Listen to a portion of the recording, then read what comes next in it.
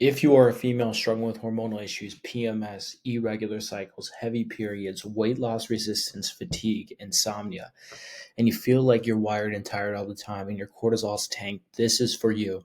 This is exactly a client case study that I had with a woman in your exact shoes that we helped reverse these problems. We use Dutch hormone testing, which is way more comprehensive than just a normal blood sample that you get with your primary care physician, endocrinologist, or just Western conventional medicine. Dutch hormone testing is a comprehensive urine hormone test. What it does is measure your urine, well, your blood hormone, uh, several points throughout the day.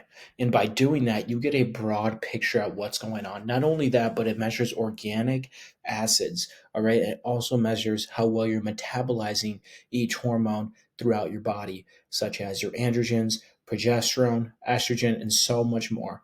And so in this video here, I want to quickly go over a client case study, what we did with this female who was struggling with severe issues. She was around 34 years old, dealing with very extreme perimenopausal symptoms. And I'm going to tell you what we did and what actually caused them because it's important that we know that.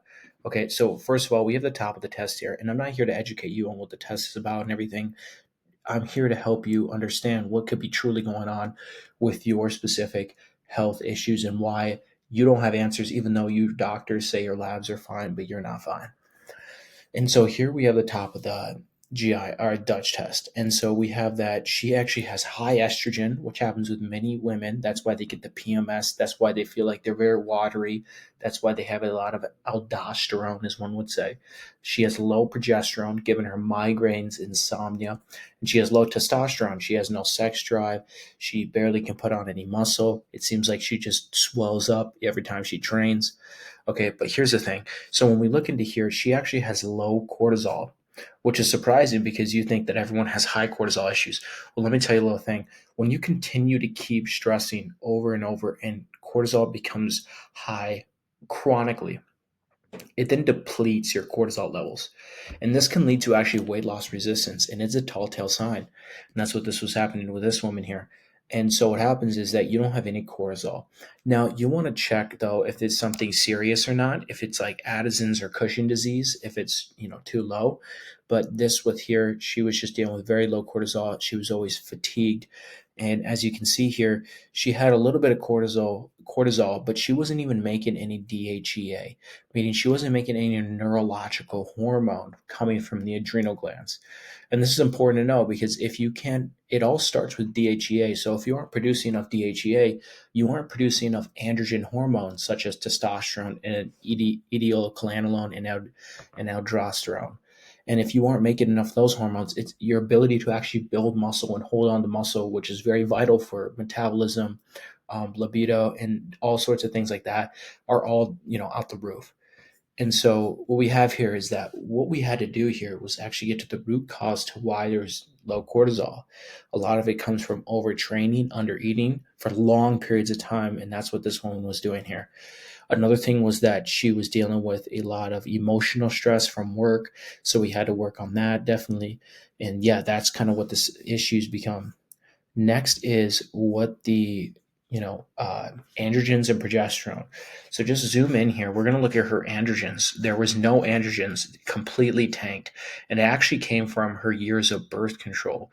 When she got off of it and then she continued to aggressively diet and aggressively train, she had no hormones left to actually build muscle and actually have a healthy sex drive even. And so that's inevitably going to give you tired, fatigue on top of the cortisol issues. Okay. And this is not what standard blood work is looking at. And then you look at her progesterone. Okay. There was no progesterone release for luteal phase going into the back end of her cycle. So what that means is that she's dealing with extreme migraines, pounding headaches, it's extreme insomnia, and very bad PMS symptoms and heavy periods. And then as you can see, her estrogen was through the roof, leaving her, watery and things like that. Next thing is looking at how well she was detoxifying her estrogens out of her body. And this is mainly kind of looking at your liver and your methylation. And for many women, about 44% of the United States really has a MTHFR gene, meaning they are not that good at methylating. Okay.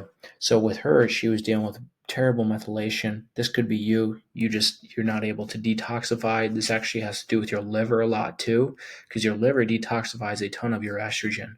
And then, as you can see here, she actually was pretty good at methylation, but overall the activity was pretty low.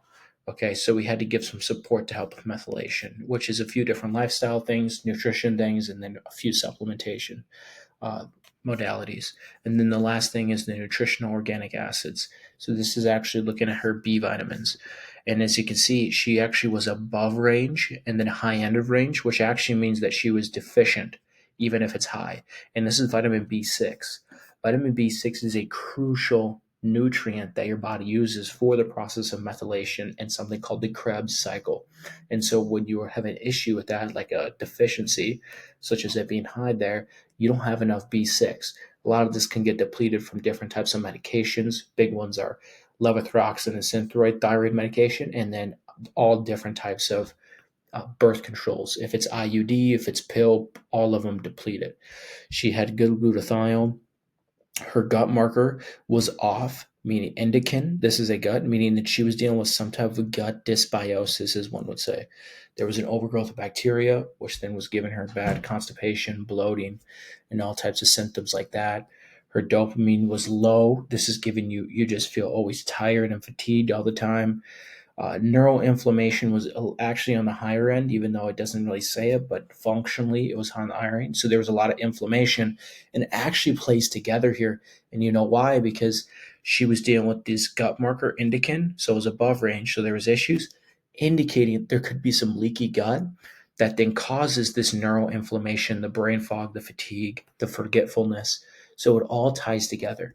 Okay, so what we did here with this woman is that we focused on diet for sure, and then lifestyle. So how we did was that we had to support cortisol levels. Okay, we had to get it back. So in the evening, the cortisol levels are fine when they're lower, but in the morning we had to help with spiking it. So we did something called a cortisol reset, and then we helped her body be able to metabolize in um, her cortisol levels essentially. We also then helped bring back hormone levels through specific supplemental and nutritional strategies.